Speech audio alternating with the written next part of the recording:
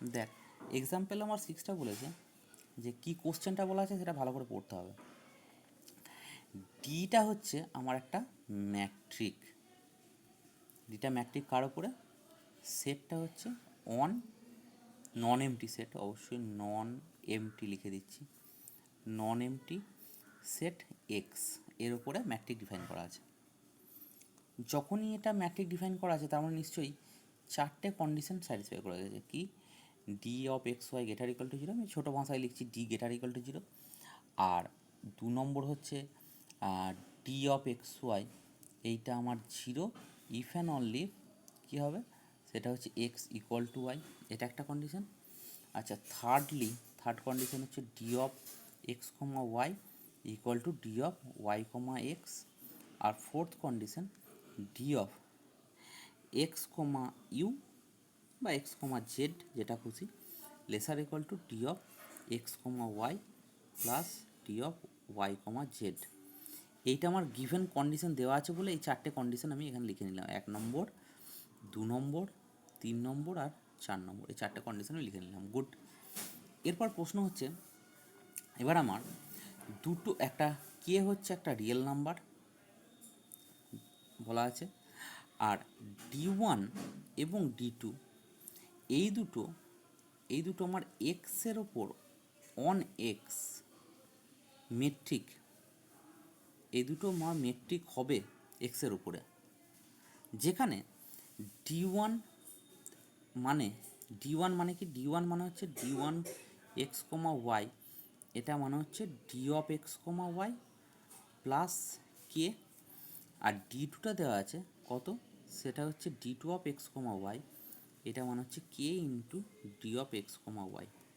ঠিক আছে, for all X Y belongs to X. প্রশ্ন হচ্ছে উই হ্যাভ টু ফাইন্ড, আমার কোশ্চেনটা কি, উই হ্যাভ টু ফাইন্ড, আমাকে বার করতে হবে কে, আমাকে এই কেটাকে বার করতে হবে। তাহলে প্রথমে এইটার জন্য কে বার করব, দ্বিতীয়ত এইটার জন্য কে বার করব। ধীরে ধীরে লক্ষ্য করবি কীভাবে বলছি।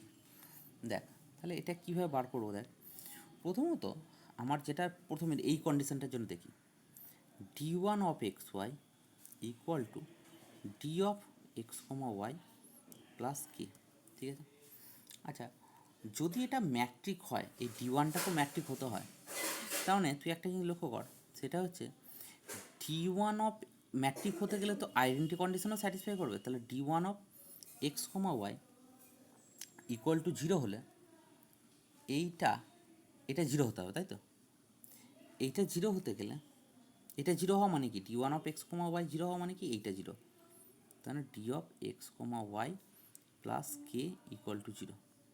আমাকে এটা ম্যাট্রিক হতে গেলে ফাইনালি আসতে হবে যে এক্স ইকুয়াল টু ওয়াই, আর এক্স ইকুয়াল টু ওয়াই কার জন্য আসে, সেটা হচ্ছে D of x Y equal to zero, তার জন্য। তাহলে এইটা যদি আমি জিরো বসাই, তাহলে কে এর মানটা কত আসছে এখান থেকে, কে এর মানটা আসছে কত, জিরো। এটা হলো D1-এর সিমেট্রিকনেস থেকে দেখছি, একটা গেল।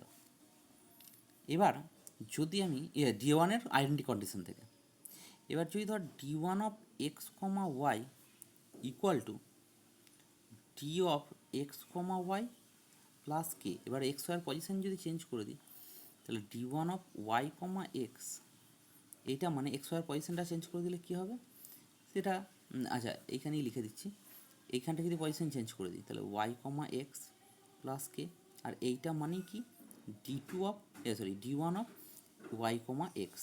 তার মানে তুই এইখানে কে এর ভূমিকা কিছু নেই, মানে এইখানটাতে K being any real number, K belongs to R, এইখানে পেলাম একটা condition K equal to zero, অবশ্যই হতে হবে আইডেন্টি কন্ডিশন স্যাটিসফাই করতে গেলে। সিমেট্রিকের জন্য কোনো রকম কোনো কন্ডিশনের দরকার নেই। তাহলে তুই বুঝতেই পারছিস যে কে ইকুয়াল টু জিরো আর কে বিলংস টু আর, তার কমন ভ্যালু কোনটা, definitely K equal to zero. তাহলে প্রথমের ডিটা ম্যাট্রিক হওয়ার জন্য আমি লিখে দিচ্ছি এখানে, ইফ ডি ইজ মেট্রিক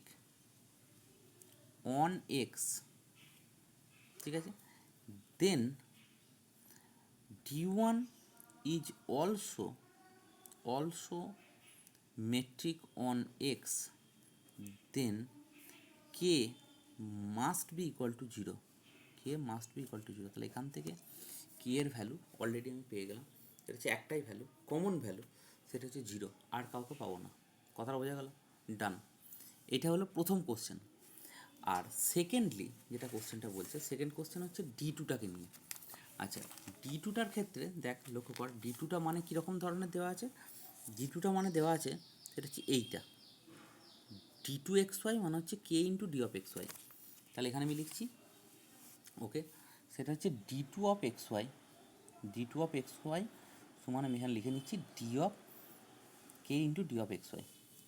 আচ্ছা, এবার প্রশ্ন হচ্ছে যদি আমার সাপোজ ধর, কথায় বলছি যে আমার যদি এই এক্স সেটটা এক্স বি সিঙ্গেলটন যদি হয়, এটা যদি আমার সিঙ্গেলটন যদি হয়, তাহলে সিঙ্গেলটন মানে ক্যাপিটাল এক্স ইকাল টু একটাই এলিমেন্ট থাকবে এক্স। একটা এলিমেন্টের ওপর ম্যাট্রিক কীভাবে ডিফাইন করে, সেটা হচ্ছে আমি কীভাবে ডিফাইন করি, এক্স কমা এক্স। তাহলে D two X comma X, এটা মানে এইখানটায় K into D of x comma X. কিন্তু ডি যেহেতু ম্যাট্রিক, তাহলে এখানে এইটা D of x comma X মানে জিরো, তাহলে কে ইন্টু জিরো, তাহলে জিরো হচ্ছে। কথাটা বোঝা গেল?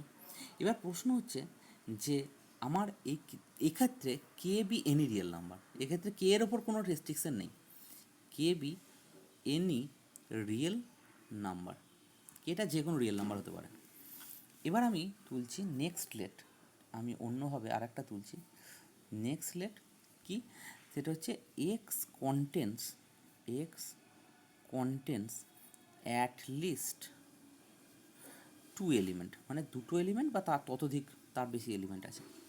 এবার তুই একটা কথা বল, যদি আমার প্রথম কন্ডিশন নন নেগেটিভিটি কন্ডিশন যদি স্যাটিসফাই করতে হয়, মানে কার কার নন নেগেটিভিটি, সেটা হচ্ছে D two of x y, এটা গ্রেটার ইকুয়াল টু জিরো। তাহলে এইটা মানে ডি টু মানে কত, k into d x Y, এইটা গ্রেটার ইকুয়াল টু জিরো। এবার অটোমেটিক্যালি বোথ ইমপ্লাইজ দিচ্ছি আমি, অটোমেটিক্যালি এইটা তো always greater equal to zero, কারণ অলরেডি আমি এটাকে ম্যাট্রিক ধরে নিয়েছি। তাহলে ম্যাট্রিক ধরে নেওয়ার জন্য ডিটা always greater equal to zero. তাহলে কী হচ্ছে, আমার কেটাও এখান থেকে, এটা যদি ভাগ করে দিই তাহলে কত হবে, কেটা এখান থেকে পাচ্ছি গ্রেটার ইকুয়াল টু জিরো, একটা কন্ডিশন।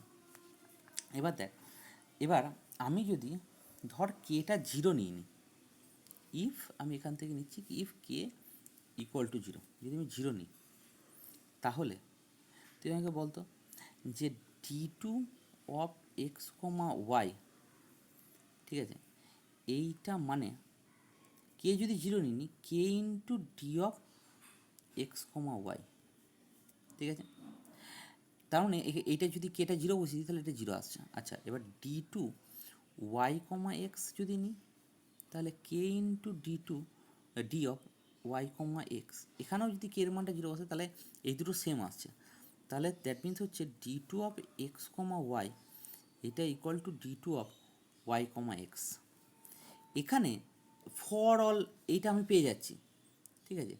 যদি এক্স এটা যদি হয়, তাহলে তুই লক্ষ্য কর, অ্যাকচুয়ালি সিমেট্রিক কন্ডিশন স্যাটিসফাই করার জন্য কে এর মান জিরো হচ্ছে, কোনো অসুবিধা নেই। কিন্তু আমি আর একটা কন্ডিশন করছি, যদি এক্স ধর নট ইকুয়াল টু ওয়াই হয়, X not equal to Y হলেও D two of x comma Y, এইটা আমার K into D of x Y যাই নিই না কেন, এটা আমার জিরো আসছে।